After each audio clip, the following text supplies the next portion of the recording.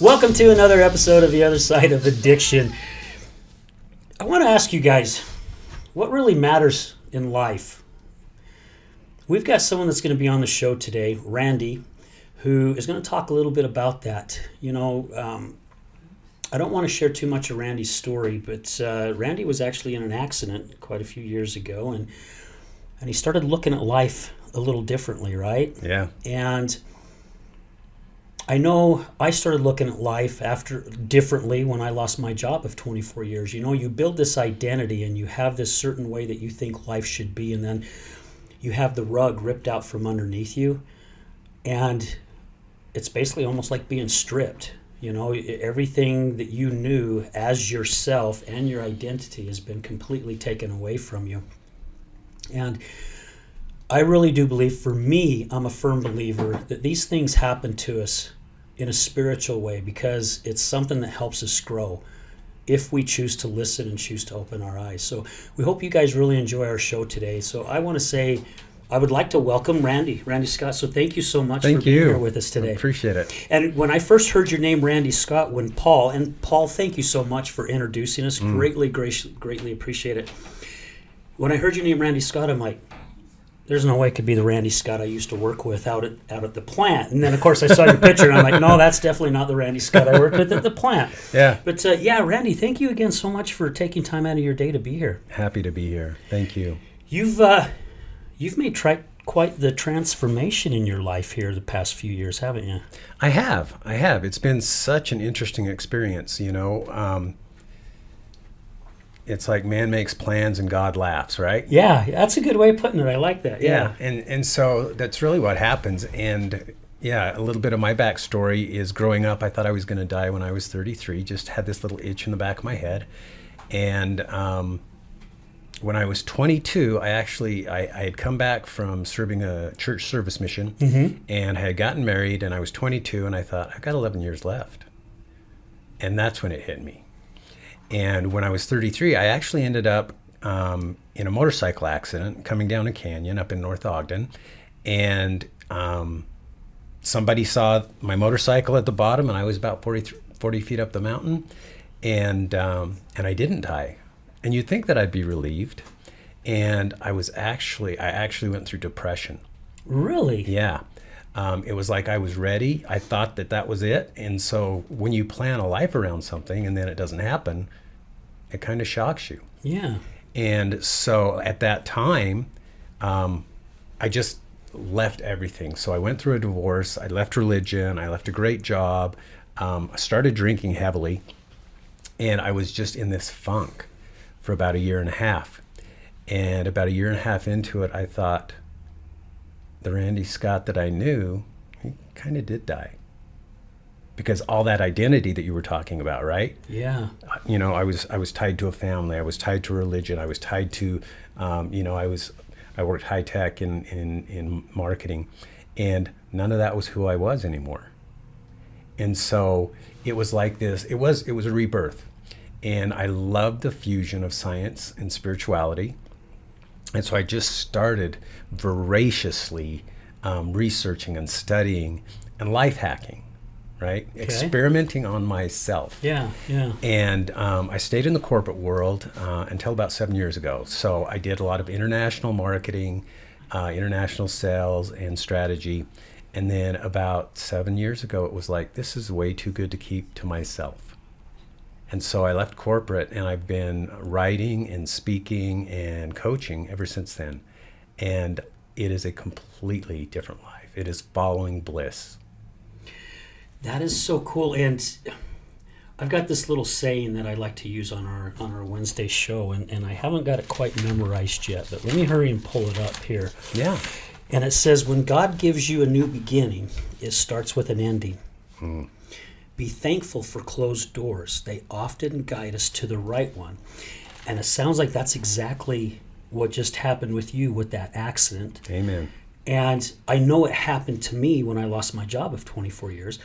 Of my own doing, I failed a drug test because it was 8 years of every Friday and Saturday night of cocaine and alcohol. That was my release from a very, very stressful job. It was how I escaped from life and all the crap that was going on at the plant, and praying to God, going, please help me, because I know if I continue down this road, I was 198 pounds, Wow. most I've ever weighed my whole life, and I knew I was heading down a bad road that is probably going to come to an ending if I continue to do it. And Right. of course, I get drug tested and hadn't been drug tested in 15 years, and I fail the drug test. I lose my job.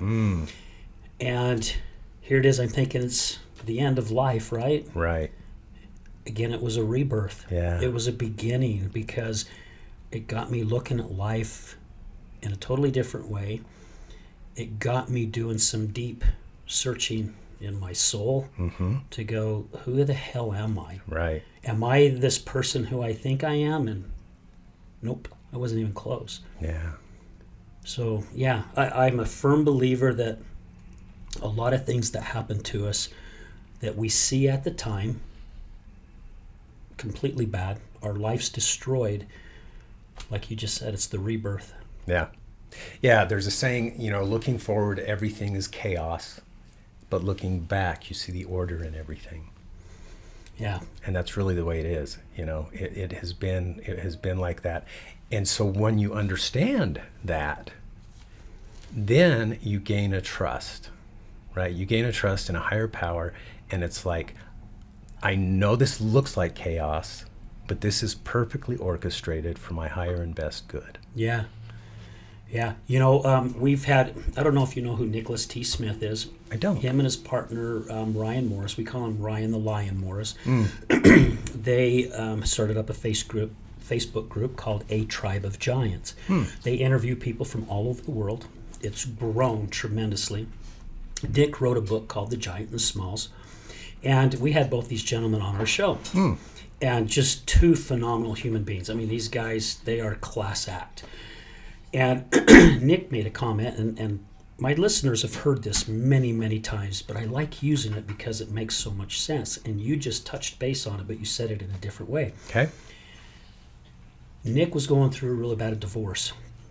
He was out in the desert, was thinking about, life, and I think he even said he was thinking about suicide and some different things. And he says, out in the middle of the desert, he looked down and he found a marble.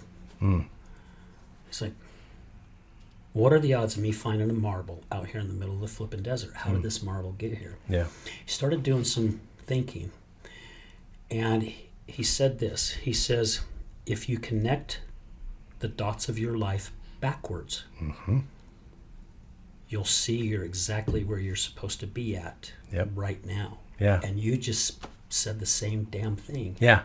So an example of that is, so I left corporate 7 years ago, and I started coaching executives, right? Because I thought, I'm an executive, these are my people, this is my network, this is who I know.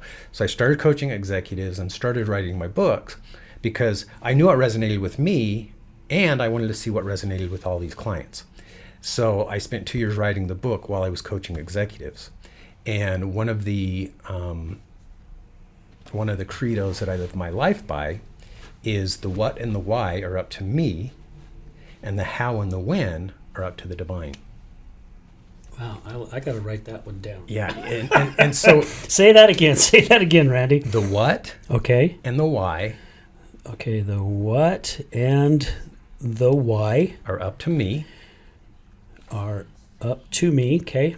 The how and the when. The how, I'm writing it fast. You're good. And the when. Are up to the divine. Is up to the divine. Yeah, I love that. Yeah. That is so awesome. So it becomes a partnership, right?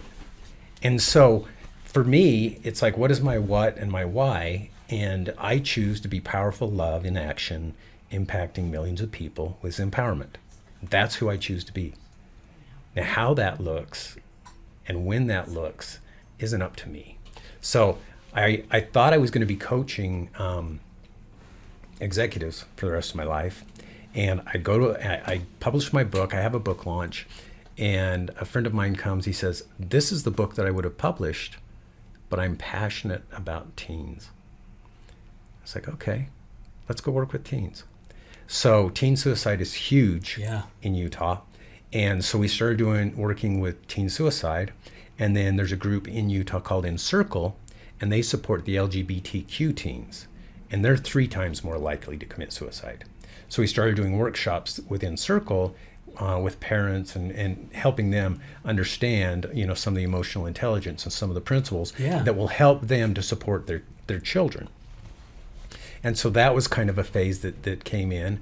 And then I did a weekend retreat with Richard Paul Evans and Mark Eaton, and we had about 80 men there. And there was a guy there, and he's like, I'm a recovering addict. I want to start a sober living house.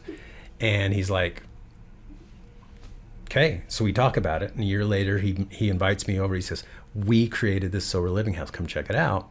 And so I go to check it out. I talk with this guy named Carlos, 45 years old, joined a gang in Orange County when he was 13, was on a hit squad when he was 14, and had been either on the streets or gang banging or in prison his whole life. And I talked with him for 45 minutes, and it's like, I need to be here. And so Shane, the guy that owns the sober living house, he let me stay there and do research for a year with 20 ex-convicts. Holy cow. Yeah. Drug of choice for the majority of them was meth and heroin. Most of these guys had just gotten out of prison and trying to get their life back in order. And so I stayed there for a year, and then I tapped in. I felt like it's time for me to go, and it was the month before COVID hit. And so I left there. And then about 2 months ago, there was a quote that hit me super hard. And it is, we work in the dark to serve the light. And working with suicide is a very dark place to work. Yeah, I can imagine. Working with addiction can be a very dark place to work. But we do it to serve the light. And so looking forward, it was like, why am I being called into addiction? I could never put that on a 10-year plan for me when I started my business. Working with suicide wasn't even in my view. Yeah. And yet when I look back and then I hear this quote about working in the darkness to serve the light, it's like, it's so perfectly orchestrated how I was led into these specific opportunities to serve others in some pretty dark places. Yeah. Well, and again, you're exactly where you're supposed to be right now, right? Amen. Everything that you went through was leading you up to this moment, because the divine knows where we're going. Absolutely. We just got to listen. Yeah. Because if we're not listening, we shared that a little bit on the show this morning, that too many times, well, I think all of us in society in general does it too much, is we're always trying to do our best to control everything in our life. Yeah. When really, if you just kind of let go, put life on cruise control and just let it take you where it's going to take you, Yep. you'll find out things are a little bit better. Because when we control things, we make it worse, right? We're bypassing the area where we're supposed to go. It's a fun illusion, right? Because we really have control over very little. We really have, Viktor Frankl in Man's Search for Meaning, he says that really the only thing that we have control over is our ability to respond. Yeah. But when we feel like we have control, it makes us feel safe. So it's a great illusion, but it's an illusion. Exactly right. And I never thought of it that way, but yeah, that's a good point. It is an illusion. Yeah, and we really don't have that much control. Another analogy that I like to give that kind of lines up with that is each of us have our unique puzzle pieces, right? If you think about a puzzle, there is only one place that puzzle piece can go, right? And so I have my unique puzzle pieces, you have your unique puzzle pieces. And when we're down here with the puzzle pieces, we don't know what that puzzle even looks like. Yeah. We just know what our specific pieces are, right? But there is a master puzzle maker. And that master puzzle maker sees the whole picture. And he knows. Yes, he does. When and where we get to place ourselves. Yeah. And that takes trust. That's the big thing, right? Yep. Is the trust and the faith. Get rid of the fear. Yep. We talked about that. We've talked about fear in a lot of our shows. That fear seems to hold us back from so many things. The fear of the unknown, of what am I getting myself into, and I'm a firm believer, Andy. I don't know about yourself, but I'm a firm believer that if it literally scares the living shit out of you, that's your sign you need to step forward. You need to open up that door and walk through it. Absolutely. Yeah. One of the 7 principles in my book is coming from a place of love versus fear. And so many people think that fear is the motivator, and fear is not the motivator itself, right? Fear is what keeps you small. It's what limits you. Yes. Right? What motivates you is actually courage. Right? Courage going into that fear is really what motivates you. And so I believe that love and fear are the primary motivations, right? They're the primary motivating emotions. And then every other emotion that we have are secondary emotions from there, right? So if you're angry, depressed, guilty, shame, all of those are secondary emotions that come from fear. If you have courage, if you have joy, peace, love, those all come from love, right? And what's interesting about the word courage is the Latin root courage. Cor means heart. So courage comes from heart, right? If you think about storytelling, right, the hero's journey, there's actually we all have a hero's journey going on within us.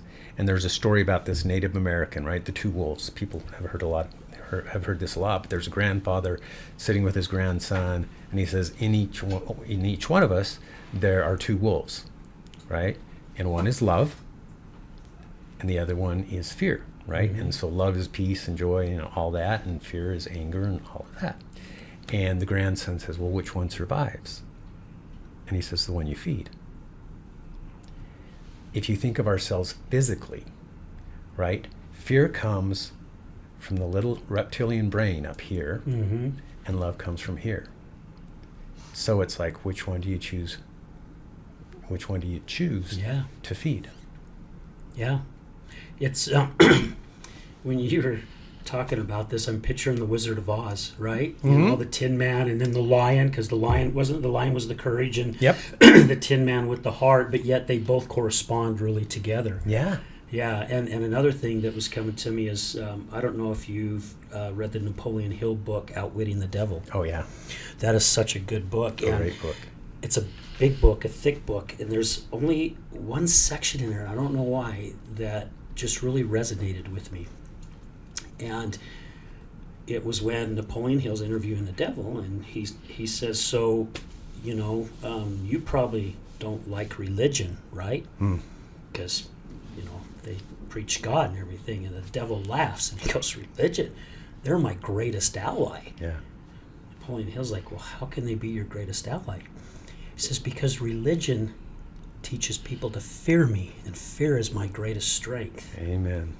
And that I still get goosebumps when I think about it, because I'm going, oh my hell, that's spot on. Yeah. When we're fearing, and to me, this is just how I look at it. If it scares the living shit out of me, that's the opposition saying, nope, stay away. Yep. You don't want to do this, because they don't want, he or she, whoever this person is or this thing is, they don't want me to step through that door, because they know if I do, I can gather some strength, and they don't want me to have the strength, right? Absolutely. Yeah. It's interesting. Years ago, I thought my focus is raise your vibration, right? And the visual that I had years ago was like climbing steps. You get to raise your vibration, keep climbing steps.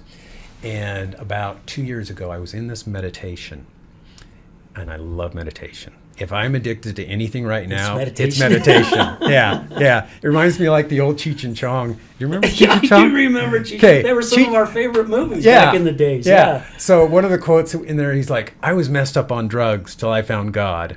Now I'm messed up on God. Yeah. Right? I mean, so choose your addictions. Yeah, right? Yeah. So I was in a meditation a couple of years ago, and I had this visual come to me that was so powerful. And it was a visual of a hot air balloon. And the nature of a hot air balloon is to rise. And what keeps it down are those ballasts, those weights. And in our lives, those weights are our fears. Yeah. And so when we can drop those fears then we naturally rise. It's not like we have to climb steps. Our nature is to be love and high vibration. Oh yeah, absolutely. And so, we're born with love, and then we have fear wrapped around with all these layers. And so I actually became a fear explorer, right? Find those things that you fear, explore them, be with them. Because on the other side of that fear is the greatest gift. Yeah. And I have to say amen to that, because also when you step on that other side too, it just releases another weight off you, so you can walk lighter. Yeah. I mean, it's amazing. And I just shared, I don't know if you've seen it, but I just recently shared my story. That I've only shared tidbits of it, and I actually shared my 8-year weekend alcohol and cocaine use. And Robin from the Other Side Academy happened to be my guest co-host, and our guest didn't show up that day, and so she's like, well, what do you want to do? And I'm like, I guess today's the day.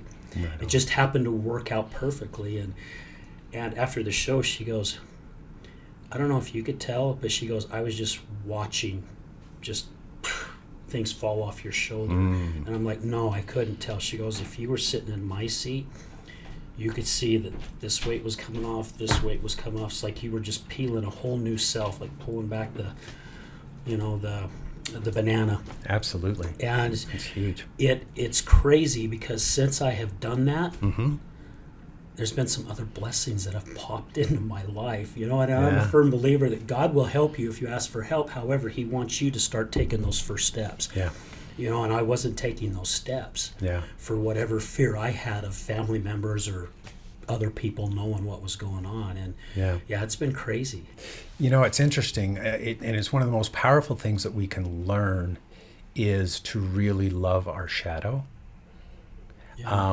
It's like, if talking about addiction, they always talk about, most addiction, Gabor Mate talks about most addiction is trauma-based. And the opposite of addiction you hear a lot of times is connection. And a lot of times they talk about connection to community and connection to a higher power. But what they don't talk about a lot is connection to yourself. Okay? And we all have this box in the basement that nobody talks about, right? And it's just, everything you see on social media is like, rainbows, unicorns, all that shit, right? Yeah, my life's great. Yeah. It's perfect. Yeah. And everybody knows they have a box in the basement. And I don't know if we think we're the only one or not. But what happens, and part of that would be like your story and what are other people going to think and all these fears that we talk about.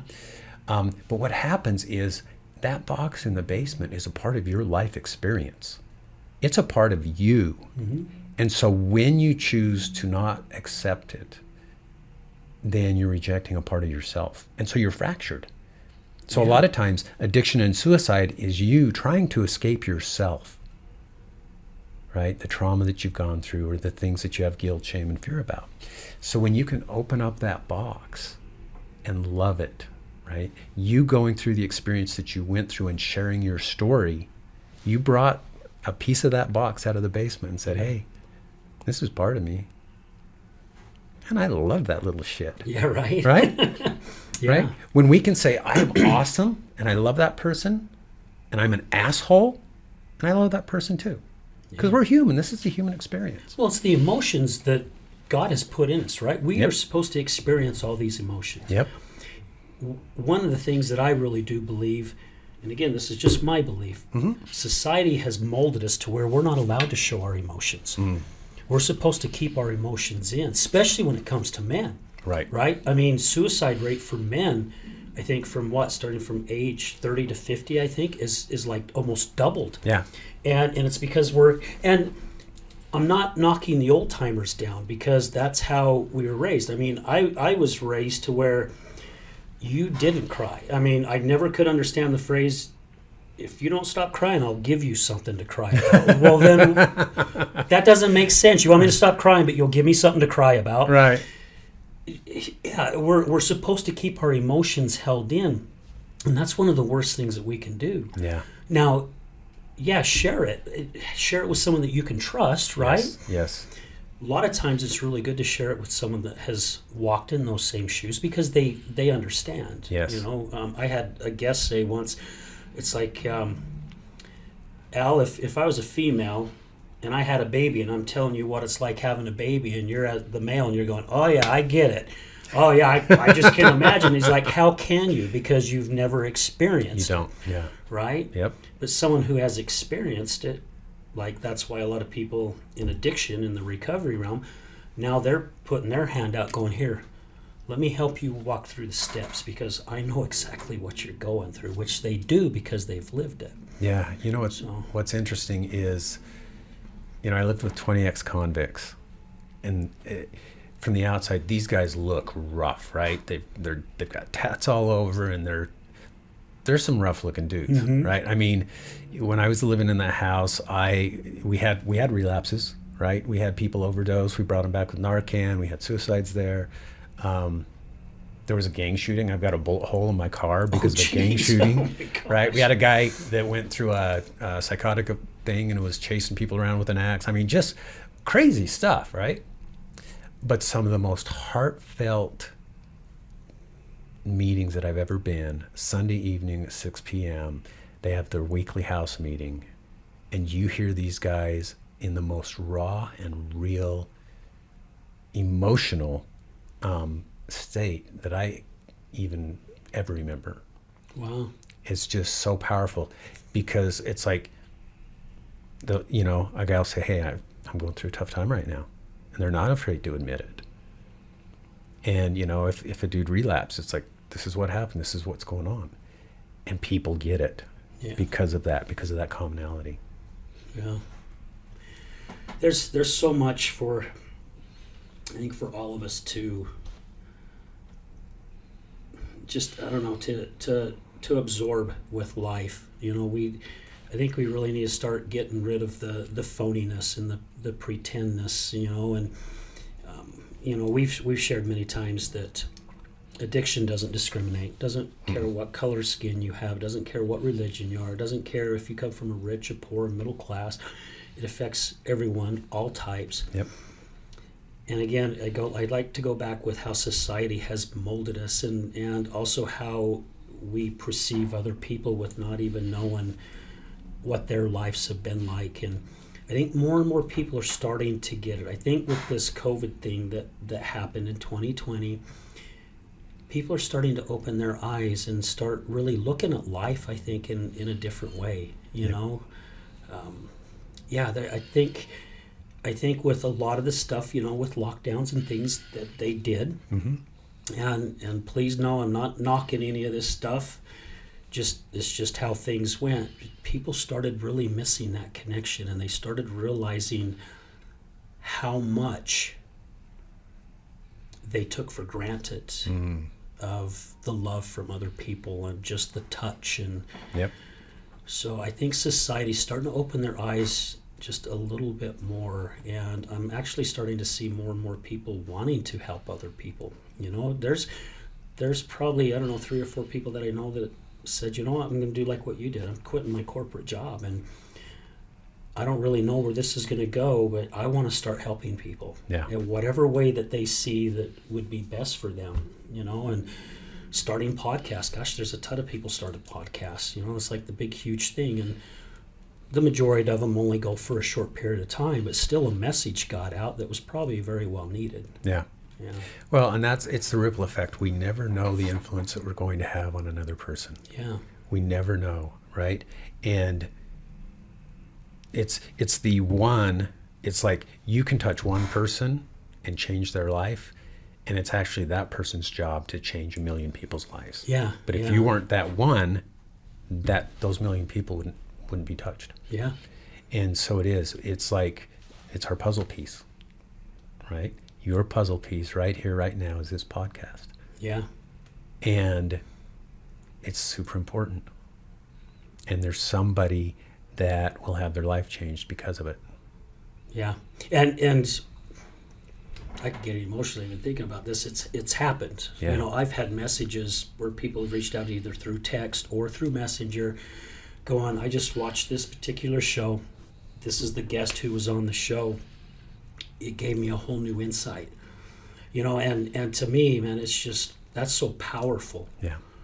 for me, because it's like, this is why I'm doing what I'm doing, and I just recently had the privilege of speaking to a women in business for the West Jordan, South Jordan Chamber, and I was talking about basically having your identity ripped out from underneath you. Yeah. And also finding your why. And that's a good book, by the way, too. What's Your Yep. Why? I think Yep. that's the title of it. Simon What's Your Why? Sinek. Yep. Yeah. And some people get it really early. It took me till I was in my 50s to get it. And doing this show, when we first started, I finally went, and it was my wife who pointed it out. She's like, you found your why. Yeah. And I didn't even realize it that I did. And yeah, you were even asking earlier. It's like, yeah, I want to be in here every day. This is what I want to do. I just want to sit in this flipping studio and bring in so many amazing people. Yeah. Because it's helping my life, right? I mean, what you know and what you share, I'm taking it. I may not get all of it, but there are going to be certain tidbits that's going to resonate with me, and that's what I'm supposed to get. And now I'm going to take that and I'm going to use that, so I can now, the ripple effect, touch someone else's life, and hopefully it's the same with us here on the show. That we touch someone's life in a different way, and they gather just a little bit of information, and it just keeps snowballing. Absolutely. Yeah. I mean, when I published my book, in the front of the book it says, hey, if it resonates with you, great. If it doesn't, great. Yeah. And I also said, I could change my mind about the whole thing, a few years from now, because it serves you until it doesn't. Right. Right? Yeah. When we were in third grade, we read books to learn to read. Those books don't serve us now. Right. But they did when they did. Exactly. Right? And so if there's just one sentence that can help change somebody's life, it's worth it. Yeah. And if there's just one episode here that can change someone's life, it's worth it. Yep. And so really understanding your why. And I think a lot of times people get stuck waiting for their why. And one of the things that hit me really hard is I heard a quote. It says, the purpose of life is a life of purpose. So if you don't have, this huge revelation on what your purpose is, just move your feet. That's exactly right. Just do something with purpose and it'll show up. Yeah. Do something that's bigger than yourself. Amen. Yeah. I don't know. We just did a live show with Nick and Ryan, who I spoke about earlier. Okay. We had John Epsey on, who was the former Jazz Bear. Okay. And we had Ron Duncombe, who was the monster truck driver for Maverick. Okay. John was the Jazz Bear for 22 years. Yeah. Ron did the monster truck for Maverick for 15 years. Walk into work one day and they pulled that rug out from underneath them. And again, that was their identity, right? Especially with the Jazz Bear. Yep. I mean, he had anything he wanted. Mm-hmm. If he wanted something, they gave it to him so he could do what he did. Yeah. And he was damn good at it. Absolutely. And to have that taken out from underneath you, and John made a comment. He's like, so people that you have on your show who have gone through the addiction, I mean, kind of what's their story? How did they? Because the topic of the show was, how do you rebuild yourself? How do you rebrand yourself after having that happen? Yeah. And the comment was made that you just take that one little baby step forward, not backwards. And as long as, even if you're shuffling your feet, but you're moving forward, eventually it'll turn into a step. Yep. Maybe a little step, and then a couple more little steps, but then eventually that step's going to get bigger. And as long as you're moving forward, Yeah. and you may not even know what you're moving forward to, right? Right. However, if you have that intention, it's going to show up. It'll show its face. Yeah. Absolutely. Absolutely. Yeah. Before my accident, before I was 33, I was super goal oriented, right? It's like I had a roadmap for everything. And it was like step by step. I even had a whiteboard, and it was like my friends would make fun of me because it was like a magic whiteboard. Whatever I put on that whiteboard came to pass. Okay. And I mean, I lived in Europe, I lived in Asia, I had an airplane, I did all the things that I wanted to put on my whiteboard. And after my accident, it's like, I'm not going to do a map anymore. What I'm choosing is a compass. I'm heading that way. And I'm trusting that the divine is going to help nudge me along the way. Yeah. And it's a much more powerful way to live, right? The things that I've experienced in the last 7 years are way, way bigger than I could have planned with my cute little human mind, you know? And so it's learning to trust. Yeah. Another thing, I mean, if you think about it, we talked about control being an illusion.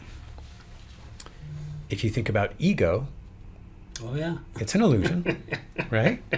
Yeah, I've got some good buddies that I work with that we talk about that all the time. Yeah, it's an illusion. And fear is an illusion, right? Danger is real. Yeah. Fear is, I'm going to imagine a story about the future, and probably going to be one of the worst case scenarios, right? You can take that same imagination with faith and make something up as well. Do the same thing. Do the same thing, right? It's either faith or fear. It's either love or fear. Yeah. And so, like, one of the things that I walk through my clients with is create your superhero. And your superhero is Al 5 years from now. And get super clear on that, right? Who is Al 5 years from now? What does he like to do? What's his relationships like, right? And then, in the present moment, it goes back to what you were saying, in that present moment, because it's the only place of power that we have, you can't change the past, you can't change the future except in the present moment. It's the only place of power. So in your present moments, you can say, am I getting closer to future Al or further away? And so then, instead of being drugged by the things of the past and just repeating all those programs, you're having something pull you forward. And that's a powerful place to stand. It's kind of like taking the ball and chain off your ankle and strapping a parachute where the wind's at your back, so it's pulling you forward. Exactly, right? exactly. Yeah, that's a great way of looking at it. And again, I think society has just molded us to where we just keep that ball and chain, right? Yeah. We're afraid of where that next step's going to take us. Yeah. Well, yeah, and there's so much external control, right? And a lot of it's based on fear, right? A lot of government, a lot of religion, a lot of these things are based on fear, and fear creates control. Absolutely. And so what that does is that limits us, because what we're doing is we're living in somebody else's story. And that's why I chose to life hack, is like, okay, here's the story, right? So an example is like the food pyramid, Okay. right? The government says, here's the food pyramid, 2,000 calories a day. And it's like, okay, so we've got all this diversity of people. We've got different jobs. We've got different, systems as far as the way your body metabolizes and everything. I said, what's going to work for me? So 2 years ago, I started eating 500 calories a day. Not 2,000, 500. And I have done that for the last 2.5 years. Wow. And my body, I don't gain weight, I don't lose weight. And I tap in, and it's like, okay, body, what do you want? What feels right for you? And so I have like 0 dietary restrictions. It's like whatever my body wants is what it gets. And so it's a partnership again. It's a partnership with the divine. Yeah. Right? We think that, that I am an individual. And yet you've got like 40 trillion cells within this body that are acting as a community. Right? So in essence, we are the gods of our body. Are we listening? Yeah. Are we really listening? Good point. Yeah. Are we listening? Exactly. And so as we start life hacking and start saying, okay, another example. When I was growing up, I always heard, don't look at the sun, you'll go blind. Yeah, I heard that many times Right? too. Yeah. Right. Yeah. So there is actually an ancient Indian Ayurvedic practice called sun gazing. So an hour after sunrise or an hour before sunset is when the sun has the least damaging rays, but it also has the most power. Wow. And so, again, this was about 2 years ago I started doing it. I started sun gazing every morning for 10 minutes. and it's been a fantastic practice. I'm a fair weather sun gazer because when it gets too cold, right? Yeah. But every morning when the weather's good, I'll go out and it has become a meditation for me. And again, I'm not blind. My eyes haven't changed. But you get this programming, right? Yeah. You get this programming that's external and you believe it as being true. And it's not. Right. So, yeah, it's like figure out what works for your life. What is that thing, right? Instead of listening to all these other programs. I mean, even our ego identity, right? I was born a white male in the United States, right? In a middle-class family. Those are all inherited. I didn't choose any of that, right? And then society says, well, as this little avatar, this is how you get to behave. Yeah. Right? Yeah. And you go to school and you get a job and you do this and you have, and so I have 6 kids with 3 baby mamas. My kids are ages 32 to 10. And it's a beautiful, messy family, right?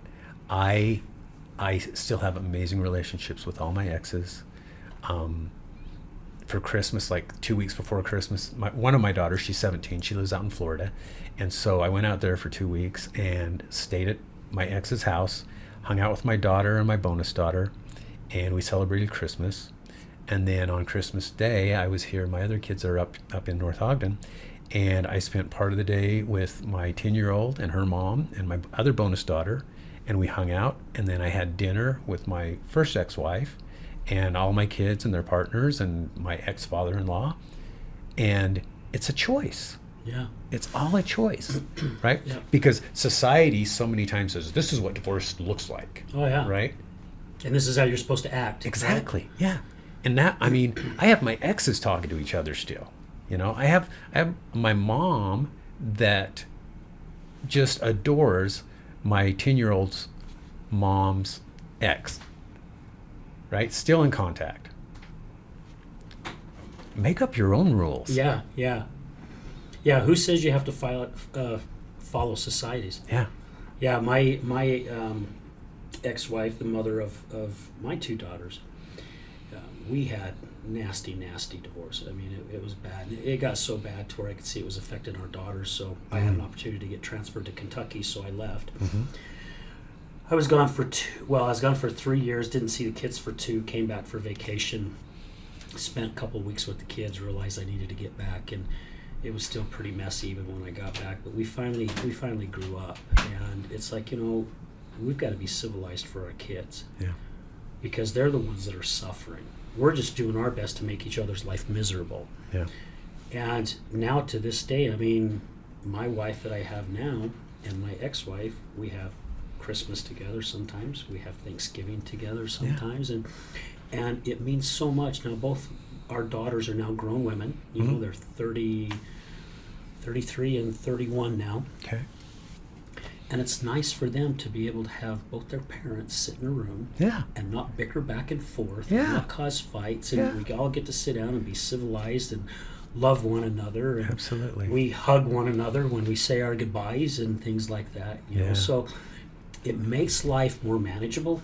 Yeah. So much better. I was talking to a gal that I know at the gym, and her sister is going through a really bad divorce right now, and she was saying, you could see the emotion in her face that she feels for her sister because she's watching her sister suffer and go through a lot of things, but yet she also had a very good outlook. She's like, it'll work out. Yeah. I know it'll work out. Everything will be fine. Everything will work out. And it's such a great way of looking at it.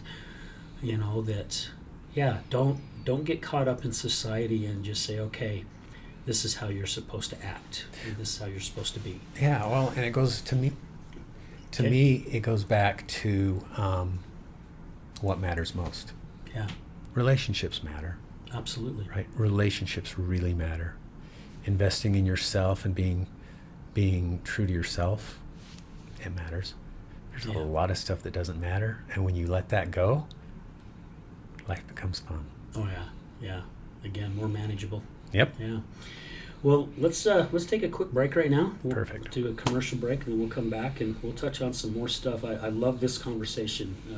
We could probably sit here for hours, and Right? talk about this stuff. I know I could. Yeah, So, absolutely. guys, stay with us. We'll be right back.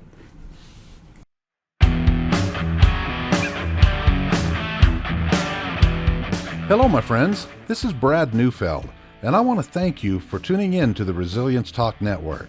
You can listen to my show, Resilience, every morning, Monday through Friday at 8 a.m. Mountain Standard Time. On my show, we will be discussing what it takes for you to overcome the day-to-day challenges that all of us face in life, as well as some of the devastating ones that may lead us to feelings of hopelessness and despair. It's my goal to provide you with the tools and skills that you need to overcome anything that is thrown your way.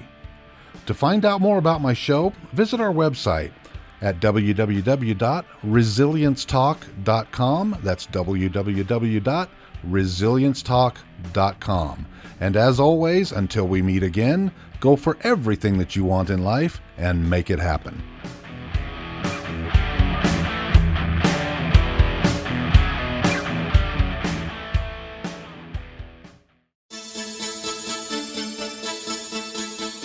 Do you know someone who's gambling with death due to an addiction? Do you know someone whose life is being turned upside down due to a loved one that's battling with addiction? Hi, I'm Al Richards. I am the host of the Other Side of Addiction podcast. I started the podcast due to my wife's battle with alcohol. Let's just say I became addicted to her addiction. Our podcast is helping people understand a little more about those who have battled addiction and those who are hurting from their addiction. Through raw vulnerability, we share stories that help uncover the root causes of addiction. Shame felt on both sides, matter of the conscious and subconscious mind, continued beliefs, and often confusing paths of recovery. We collaborate with real people and their stories, as well as licensed professionals, to help our audience gain a better understanding of addiction. You can find us on Resilience Talk Network. You can also find us on Facebook at Mr. Al Richards. That's Facebook at Mr. Al Richards. You can also find us on YouTube. Just look up the Other Side of Addiction podcast.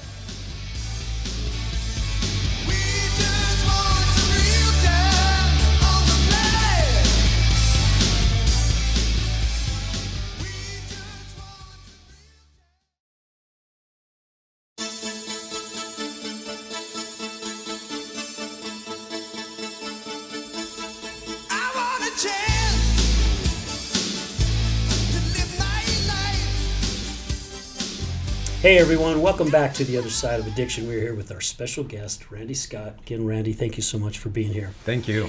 Man, I really enjoyed the first half of the show, and I say that after a commercial break pretty much with every show. Sure. But it's so flippin' true. You know, I love being in the studio. I love getting to meet new people. The people that are coming into the show are definitely people that, as you put it, the divine, are meant to be here. Yep. You know, again, thank you, Paul, for introducing us. Right. Greatly appreciate it, because I'm already feeling a huge friendship here. I got a connection with you. I don't know if you feel the Amen. same way. If Amen. not, Yep. it's okay, but I'm feeling it. I'm feeling it. So, you know, we were talking about during the commercial break where we wanted to really go with the second half of the show, and we touched base just briefly in the first part of the show about ego. Mm-hmm. And that is something that really here in about the past couple months, I am really starting to focus on. Now, there are certain words that I'm working really hard to get out of my vocabulary. Mm-hmm. Should is one that I've been working my butt off. Yep. The but, I'm really working that one. Mm-hmm. The sorry and the try and things like that, I don't like using the hate word either. Mm-hmm. That's been pretty much, I've almost got that really good. Every once in a while I'll slip because I've said it all my life, right? Right. We use this vocabulary. It's programming. However, the ego is something that it really got me thinking one day. So my wife and I were in West Jordan. Mm-hmm. We're heading north on, I think it's 1300 West. We're coming up on 70th South.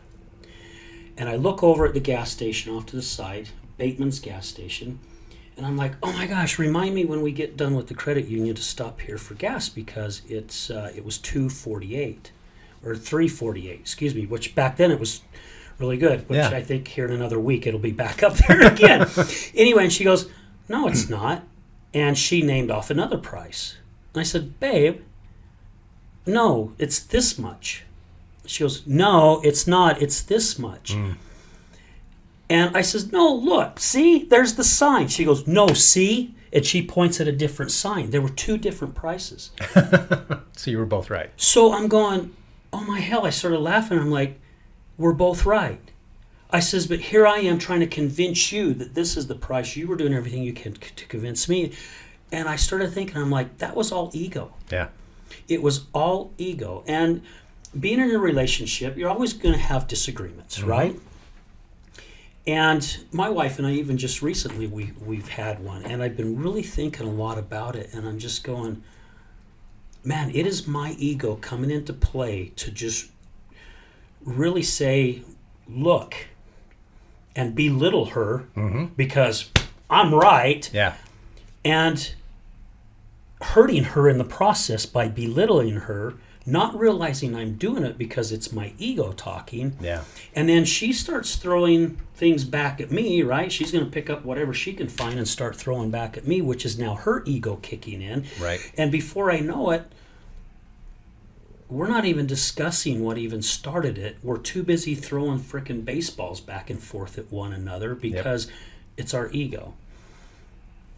Our ego gets in our way, I think, constantly throughout the day. And again, we've done it all our life. Society has also molded us to kind of look at, we got to be right, right? It's like if someone pulls out in front of us, or we're giving them the finger or honking our horn. However, if we do it with somebody and they're doing it to us, we're like, oh, screw you, right. you know, right? Yeah. And, and again, it's just our ego. Yeah. What are your thoughts on that? It's a great question. I think there are actually a couple things at play with the scenario that you gave. Part of it is definitely ego. Part of it as well is programming. Okay. Right? Because when we get triggered, a trigger is basically a program that was created. 80% of our programming happens by the time we're 7 years old. And anything like a trigger is a disempowering program, and it comes from fear. So we go back to the fear part of things. So our subconscious actually runs about 95% of our day-to-day lives. And so our conscious is only running about 5%. And so we've got this amazing computer that wants to make us effective. And if we have disempowering programs, then those come out and they don't serve us. And so understanding how programs and filters work is super powerful, because like in a relationship, like you and your wife, there's something called trigger ping pong, right? And trigger ping pong. Yeah. I got to write that one down. Right? So you get triggered. Okay. And then it triggers her. And then you just go back and forth with a bunch of these triggers. And you are not actually having a conversation that's in real time. Correct. What you're doing is your little 5-year-old hurt self that created this trigger is talking to her little old four-year-old self. And you're just going back and forth. And there is no real communication happening. So one is understanding triggers. The other is understanding the aspect of non-attachment and non-resistance, right? Because part of our ego is the opinions that we create. And so many times that we believe that our opinions are truth when they're just a point of view. Yeah. And so it's super powerful. Non-attachment and non-resistance is in my top 3 principles. So presence, being present, right? Making that 5% of consciousness be a much larger piece, so that when a trigger does come up, you're present and you can say, okay, do I run the trigger? Do I attach to it, or do I just let it go and realize that's not a part of what's going on right now? So presence, being mindful and being present is super important, because it's the only place of our power. Then the second one is coming from a place of love, right? So is the gas price that important compared to the relationship, right? It's not. And so, and for me, two of the most empowering phrases are, I don't know, and I may be wrong. It lets you off the hook, right? I can have an opinion and you can have a completely different opinion, and I don't have to defend anything because I'm not attached to it, right? So non-attachment, non-resistance is huge, huge, huge. So one of the things, again, my meditations, I get these downloads that are just beautiful. And I got a download that was called The Beast. The Beast. Huh? The Beast. And it's basically, these are things that we confuse with ourselves, and they're not ourselves, right? If we think about our higher self being this divine being that's just full of love, and then we have all these tools, like, is your phone good or bad? It's bad. Bad. Then that's how you're choosing to sucks, use it. Right? Then that's how you're choosing to use it, right? Yeah. It's a tool. Yeah. It's a tool. It's not good or bad. And so it's the same thing with the beast. So the beast is an acronym. So the B stands for our body and our brain. The E stands for our emotions and our ego. So this is where the ego is in play. The A stands for our attachments. The S stands for our stories. And the T stands for our thoughts. And so many times we confuse these things as being us when they're not us. They're just tools. Yeah. And they make terrible masters, but they make great servants and great partners. Right? So when we understand that that's not who we are, but they're just tools, then we can be in a much more powerful place. Right? Everyone says, you hear kill the ego, kill the ego. Not necessarily. Don't let it be your master. Right. Right? Don't let it be your master, and create an ego that you choose instead of one that you've inherited based on all this programming from society, from your parents. I mean, think about love, right? Do you have a PhD in love?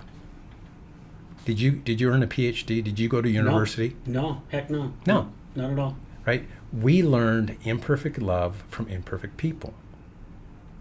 And if you came from a loving home and I came from an abusive home, our experience of love is completely different. Totally different. Right? And then we have society that has all these different things of what love means. All these other little rules, Yeah. right? Right? And we have one word, love, in the English language. Yeah. Right? The Greeks had like 6 words for love. They're like different forms of love. There was like a brotherly love, right? There was eros, which is an erotic love. There's storge, which is a different kind of love. Agape love is unconditional love. And it's what I strive for every single day. And what's beautiful about it is, since it's unconditional, I love you because of who I am, not because of who you are. So it's a place that I choose to come from. Yeah. Right? And so it's the same thing when we're thinking about ego. How attached are you to it? It's just like our opinions. If we're attached to it and it's a truth. Here's the interesting thing about it. The more we are attached to anything, the tighter and tighter our filter gets. And so the less we can really see. So it's like, I like to use the analogy of looking at life through a straw. Yeah, that's exactly Right? what it is. You can only see just what's directly in front of you and just a small portion of it. Yeah. See, and our brain helps us with that. Our brain has a couple things. It's got a reticular activation system that our eyes, the amount of information that is actually coming to us, we couldn't even handle. Yeah. So the vast majority of that gets filtered out so that we can handle it. The other thing that shows up is confirmation bias, right? So you buy a new car, what happens? You start seeing that You car start seeing the car everywhere. all over the place, right? And Yeah. that's what happens with confirmation bias. So if we talk about programming, right? Some programming is based on hugely traumatic things, right? When I lived with the sober living guys, a lot of those guys came from the foster system. And there was physical abuse and there was a lot of abuse that happened. And that trauma, if I had gone through that trauma, I would be self-medicating with meth and heroin as well, right? I have so much compassion for people that have gone through that and are choosing to self-medicate through that kind of a thing. But there's no judgment, because when you look at the trauma versus that, I understand it. Yeah. But if you think about a 4-year-old brain trying to make sense of the world. So here's an example. You go shopping with mom. Mom's going shopping for clothes, right? And as a 4-year-old kid, what do? You're playing around. Do you remember, like, they had the Like, I picture already, Yeah, that little right. round thing where you go and hide in. Exactly, Yeah, yeah. right? So you go and you hide in there, right? Mm-hmm. And you poke your head out, and mom's not there. Yeah. Heart rate. Exactly. And the amount of emotion that's there, it's like, I have been abandoned. That's a fear. Yep. And the amount of emotion that's there creates the level of trauma that starts. And so what the brain does is it creates an anchor point. That's where the anchor point happens. It's like, I have been abandoned. And the brain doesn't care if it's true or not. Right. The brain doesn't Well, care. subconscious doesn't know Exactly. either way. So, exactly. yeah. And so what happens, the brain creates this anchor point, and it's like, okay, well, let's look for proof for that. And confirmation bias, just like the car, where have I been abandoned? Where am I abandoned? And like, there could be, out of 100 examples, there could be one where it kind of feels like you were abandoned, and your brain will like get rid of the 99 because it doesn't support your anchor point. And it says, yeah, you're abandoned, right? And that's what the brain does. And so as we understand what the brain does and what trauma is and isn't, right? Because your mom wasn't abandoning you. Mm-hmm. You just couldn't see her, but you created a story, right? And that's why our stories are so powerful. And that's a beautiful thing as well, is you can't change the past, but you can reframe some of these disempowering stories. Right. And that's a super powerful practice. So when we talk about being present, because that's the place of your power, when you can be present and you don't have all these rocks in your backpack of the past, right, the disempowering programming, then your present moment is even more powerful. So it's letting the rocks out of your backpack from the past so you don't run those triggers. And then it's creating your superhero in the front that drives you towards that. And that's a powerful place to be. Yeah. So it's really understanding, first of all, what's real and what's not, right? We talked about ego's not real, fear's not real. And so if they're not real, what do you want to make them, right? This is a game of life. We know how this game ends, right? We are all dying. Whether we know how this was. We know how it ends. Are you having fun? Right? Are you having fun? And it's like what you're doing with this podcast. You are serving other people, and you can't serve others without just being lifted yourself. Right. And so, are you having fun with this game of life? And when you run into these things, right? When someone triggers me, I'm grateful. It's a gift, because they have shown me a place that I get to work on. Wow, I like that you said that, Randy, because something happened with my wife and I this past weekend that it triggered me big time. Mm-hmm. I literally threw a fit. Mm-hmm. And afterwards, she says, you way overreacted. And at first, of course, my ego's kicking in. I'm like, the hell if I did. Exactly. The hell if I did. Yep. And as I started calming myself down, I started realizing, I did overreact. And I could have handled it in a totally different way. Uh-huh. I went back to the old me. Mm-hmm. I grabbed that portion and got rid of everything else. Get out of my way. I'm coming. And here I am. You ran the program. And I ran the program, and Yep. I did a lot of things wrong, which ended up causing more issues, right? Yeah. Instead of just stopping it at that point and handling it a different way, again, the choice. Yeah. And I also like how you talked about getting rid of the rocks in your backpack. A good friend of mine, Curtis Marsh, was, do you know Curtis? Yeah. Great Awesome, guy. awesome guy. And, he did a TED Talks talking about Rise Above the Chaos. Mm-hmm. And he was talking about all the rocks he put in his backpack. And as he started learning and looking at life in a different way, he says, I started turning those rocks into gold. You know, so now I'm carrying around a lot of treasure. Right. And it's good treasure. Yeah. And rising above the chaos, again, it's learning in the steps. And my wife was, she was going through some steps. She was working with a coach one time, and this was really starting to get into where she was really starting to get deep into her addiction. And I remember she came home, and she's carrying this rock. That's a rock like this. And my wife's 5'2", she weighed about 110 pounds at the time, and she's carrying around this good-sized rock. Yeah. And I'm like, the hell are you doing with this rock? You know, and she goes, well, I'm supposed to carry it around with me for the next week everywhere I go. And I'm like, well, I'm not taking you to no frickin' store with you walking around holding this rock, you know, because that's how I'm seeing it. Right. The whole purpose of that exercise is everything she was carrying inside, all the trauma that she went through in her life. Yep. That rock represented all that. Yep.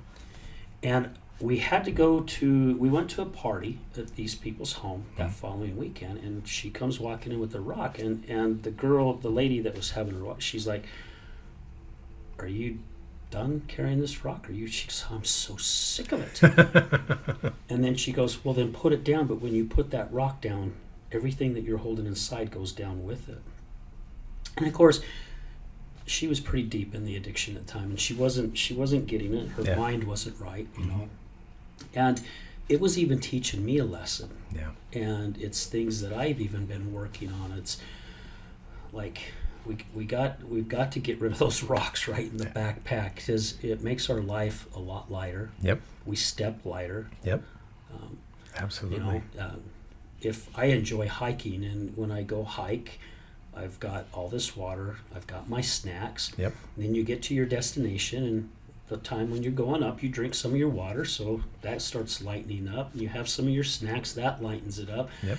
So when you're coming back, even though you are going downhill, it's like, oh my gosh, this is a lot easier. Yeah. And of course, you've released a lot of that weight. So it kind of works the same way with life and everything else that we hold on to. Yeah.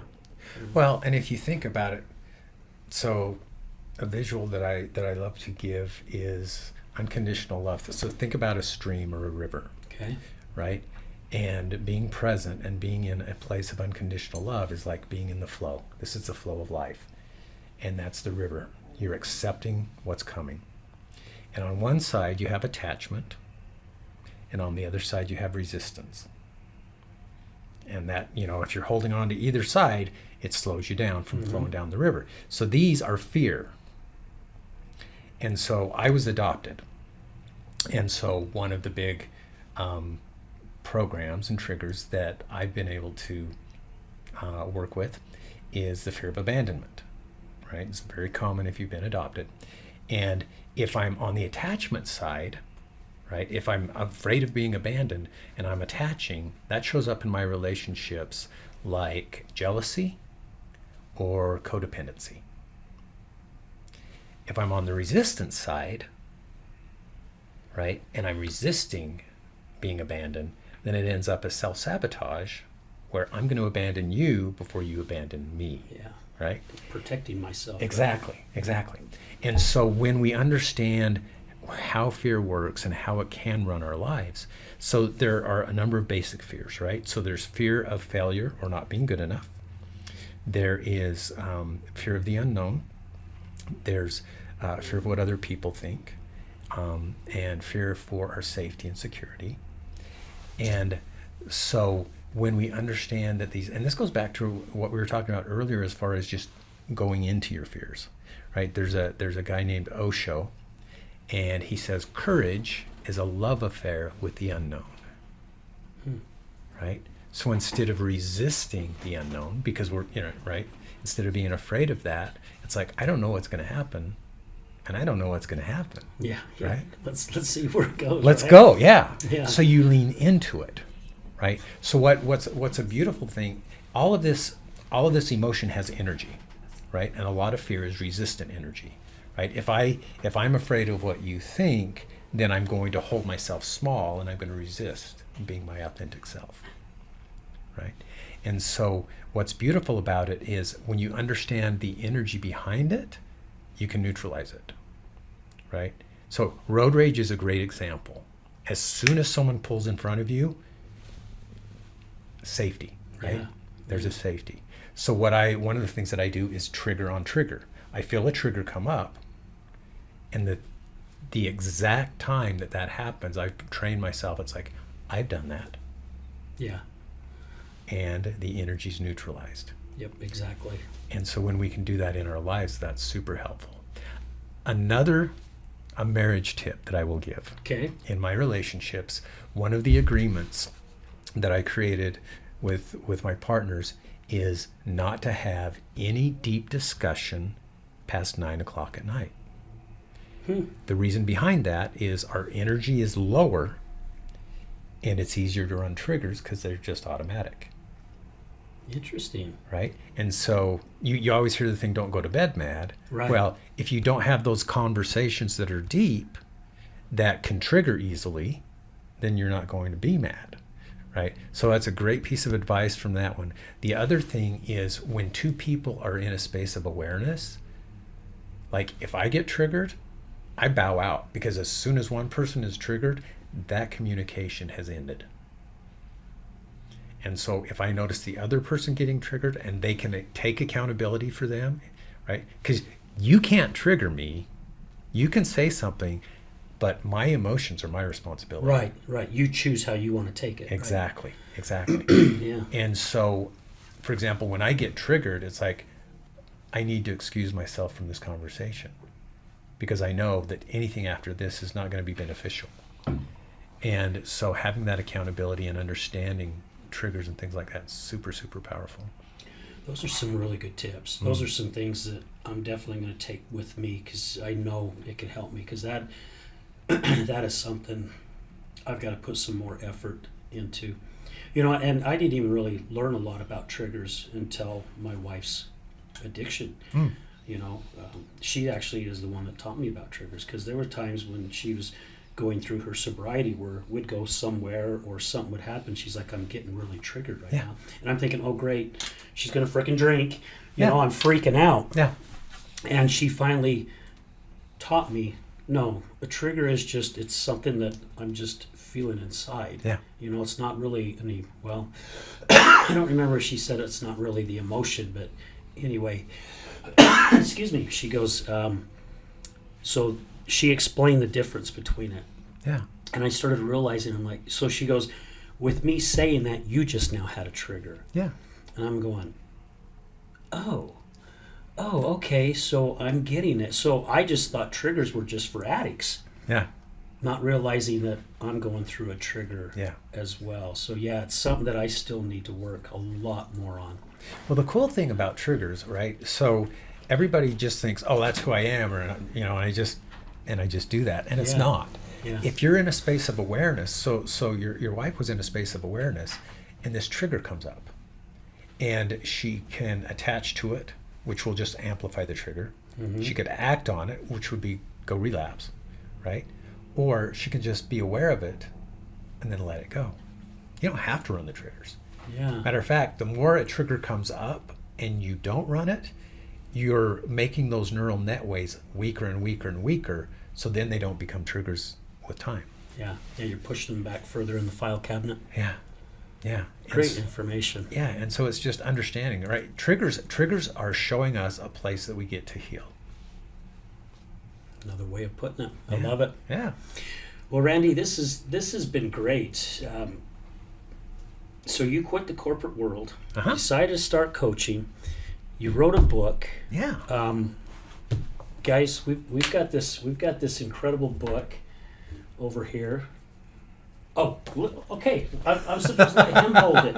I guess we would get a better angle. So thank you, Sylvia. There you go. So yeah, and it's called Zenpowerment.